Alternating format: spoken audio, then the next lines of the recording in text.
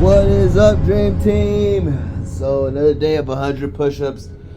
Let's get it. I'm extremely tired, but we're gonna make things happen. A month ago, my wife and I sold our 8-figure software company, and that deal closed 30 days ago. And so, what I wanted to share with you was Let's go. One of the biggest and most profound takeaways that I had from selling that business, and what we look at when we're buying our own companies.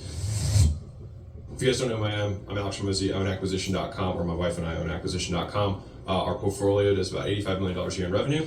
So what I want to talk about today is one of the things that took me way too long to realize in looking at creating products and ultimately, buying and selling businesses that are valuable. The biggest piece or biggest takeaway that I've had in creating, quote, fortunes is understanding one concept. It's so simple to understand and so hard to do. The key, the one-way direction to creating a fortune through business is to only sell things that people do not stop buying. I'll say it again. The way to create a fortune in business is to only sell things that people do not stop buying. Some of you probably drink Starbucks. You probably will not stop drinking Starbucks. Some of you drink Coca-Cola and will probably not stop drinking Coca-Cola. Some of you buy Apple and will probably not stop buying Apple. Right? Some of you watch Netflix and will probably never stop watching Netflix, provided they just continue to do what they're currently doing. The thing that is disheartening, right, and I'll say this because I think it's just like, these are the obvious things that are so obvious no one does them, right? Simple scales, fancy fails, all right? Repeat successful actions, do the boring work. Like, these are sayings we have in our community because most of the success that I've had with business has not been from curing cancer or inventing a new technology, but improving something to the point that people want to continue to buy it and continue to pay for it. And so right now, this is the thought experiment that if you were a small business owner, I would like you to do.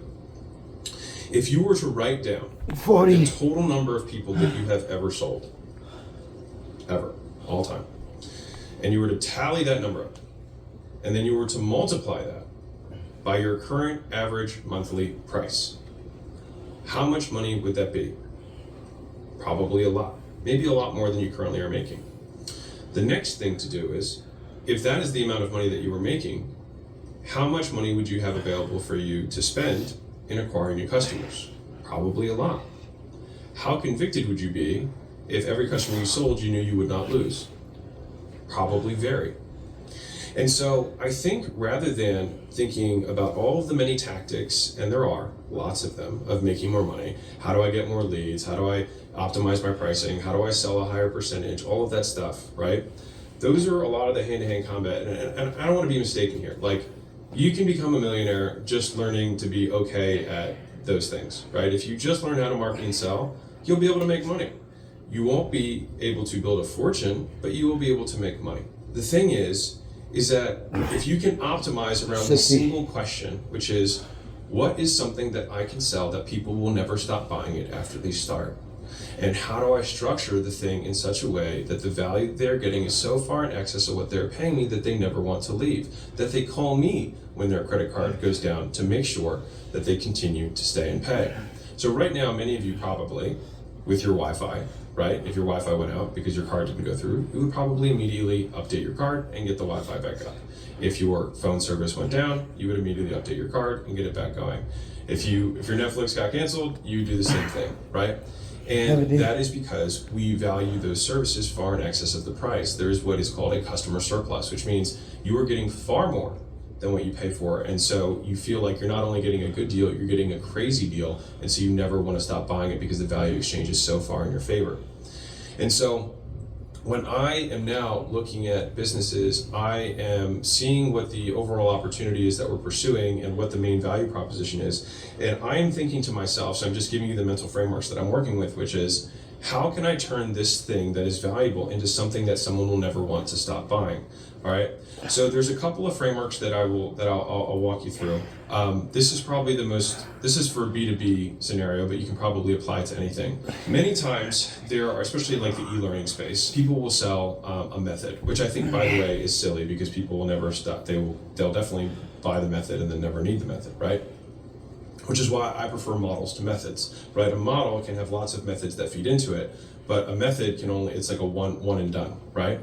And so ideally you want to transition your business from a method selling business to a model selling business, because then you will have a model that can always evolve over time.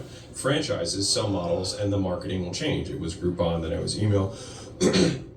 And it was Facebook ads and Instagram ads and YouTube ads and all the things that have happened since, right? Media will change, but the model will remain the same.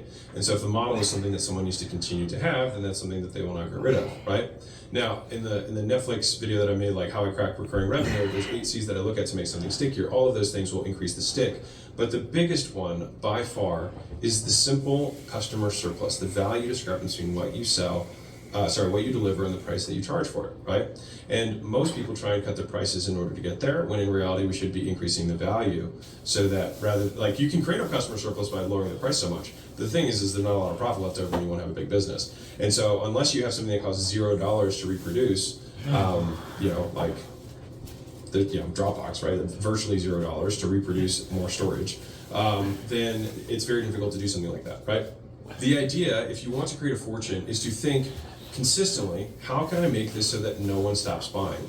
And in the software world, which I highly recommend you look at all this, the right.